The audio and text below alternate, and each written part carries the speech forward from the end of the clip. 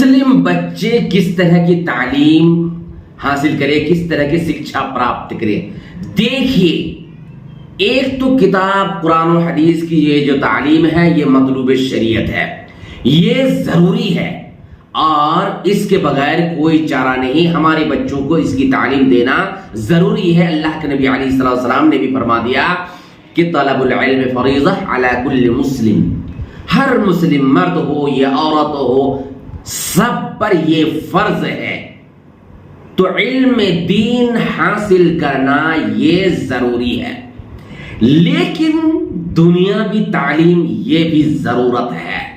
تو علم دین مطلوب شریعت ہے, ضروری ہے, اس کے بغیر کوئی چارہ نہیں ہے کہ نہیں, مگر ضرورت بھی ہے وقت اور حالت کے اعتبار سے. اس وجہ سے مسلم بچوں کو ہر وہ تعلیم حاصل کرنی چاہیے جس کی ضرورت ہے, دین کے اعتبار سے بھی دنیا کے اعتبار سے بھی. اور کسی بھی میدان میں مسلمانوں کو, مسلم بچوں کو کمزور نہیں رہنا چاہیے. مثال کے طور پر آج جیسے کتاب و سنت کی تعلیم اگر ہم ایسے لوگوں کو پہنچانا چاہے جہاں عام طور پر ہر انسان نہیں پہنچ سکتا ہے, تو ہمیں اس کے لیے وہ طریقہ اپنانا پڑے گا اور اس کے لیے وہ کوشش کرنی پڑے گی جس کے ذریعے سے ہمارے مسلمان بچے وہاں تک پہنچ سکے آسانی کے ساتھ اور رب کا پیغام وہاں تک پہنچا سکے. مثال کے طور پر آج کل آپ دیکھ لیجیے کورٹ میں, کچہری میں, ریلوے اسٹیشنوں میں اور دیگر آفسوں میں عام طور پر ہم اور آپ پہنچ نہیں سکتے. جیسے آپ اگر جائیں کورٹ میں, کچہری میں, تو آپ کو اور ہم کو کیا کرنا پڑے گا, لائن لگانی پڑے گی. سمجھ رہے ہیں, لائن لگانی پڑے گا. مولوی صاحب لائن سیدھی کرو تو یہ کرو, فلاں کرو, یہ کرو, کرو, ہے کہ نہیں. ہم لائن سیدھی کرنے پر ڈانٹ کھا رہے ہیں, تو ہم ان سے ہر بات اسلام کی بات کر سکتے ہیں؟ کیوں لائن ٹیڑھی ہو گئی, فلاں یہ وہ, ایسی ڈانٹ پڑ رہی ہے ہمارے اوپر, تو ہم اللہ کا پیغام وہاں تک کیسے پہنچا سکتے ہیں؟ حالانکہ کتاب و سنت کی بات وہاں تک بھی ہمیں پہنچانی چاہیے, لیکن ہم پہنچیں گے کیسے؟ تو ہم اپنے بچے کو کیا کریں گے, ہم اپنے بچے کو ایس پی بنائیں گے, ڈی ایس پی بنائیں گے, ایس ایس پی بنائیں گے, ڈی ایم بنائیں گے, جج, کلکٹر, وکیل, اور وہاں تک اپنے بچوں کو پہنچائیں گے. تو ہوگا کیا, وہاں پہ اسلام کے سلسلے میں جو غلط فہمیاں ہیں, ہمارے بچے کتاب و سنت کی تعلیم لے کر کے بحیثیت ڈی ایم, ایس پی, جج, کلکٹر اور وکیل اس حیثیت سے جائیں گے اور وہاں پہ بات کریں گے, تو ان کی بات کیا ہوگی, ترجیح دی جائے گی. ان کی بات مانی جائے گی کہ ایک ڈی ایم بول رہے ہیں, ایک ایس ٹی او بول رہے ہیں, ایک بی ڈی او بول رہے ہیں, ایک کلکٹر بول رہے ہیں, ایک جج بول رہے ہیں. تو ہمیں جج کی بھی تعلیم لینی ہے, اپنے بچوں کو جج بنانا ہے, کیا کہتے ہیں, وکیل بنانا ہے, S D O, B D O, S P, D S P, S S P, سب کچھ بنانا ہے.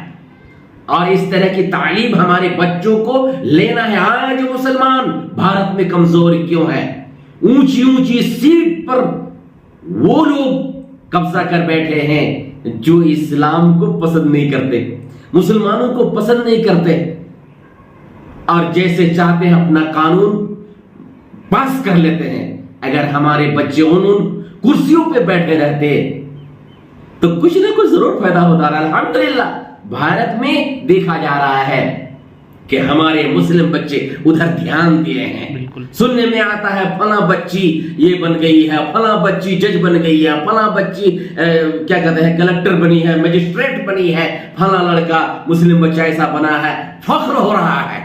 اس لیے بھارت کے مسلمانوں کو ادھر دھیان دینا چاہیے کہ جو تعلیم ہم پر فرض ہے وہ بھی ہم حاصل کریں گے, اور جو وقت کی ضرورت ہے وہ بھی تعلیم ہم حاصل کریں گے, اور بھارت کی ہر کرسی پہ ہم اپنے بچے کو اونچی اونچی کرسی پر بٹھائیں گے تاکہ کچھ نہ کچھ فرق آئے دیش میں, اور جلدی गलत सलत कानून जो पास हो रहे हैं वो उसमें भी कुछ न कुछ फर्क आ सके।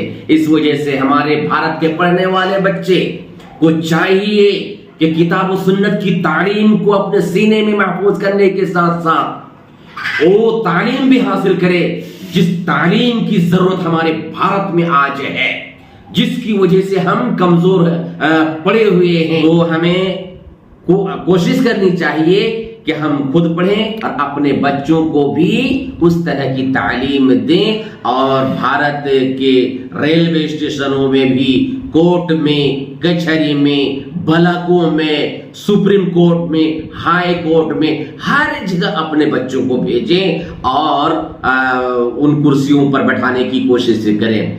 तो आपके सवाल का जवाब यही है कि दीनी और दुनियावी दोनों, दीनी तालीम ये जरूरी है और दुनियावी तालीम ये जरूरत है, और भारत में ये भी जरूरी अब हो चुकी है।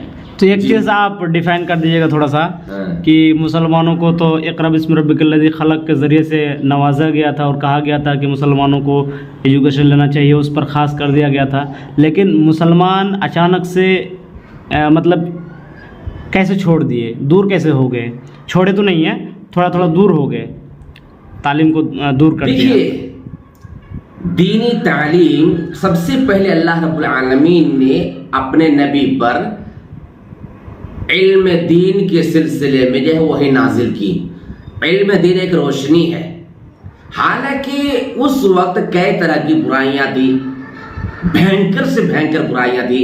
उन तमाम बुराइयों में से किसी भी एक बुराई की रोक टोक के लिए अल्लाह ताला ने कोई आयत नाजिल नहीं की, बल्कि तालीम के सिलसिले में। तो तालीम के अंदर वो ताकत है कि वो सही और गलत के दरमियान फर्क कर देती है, क्या सही है और क्या गलत है।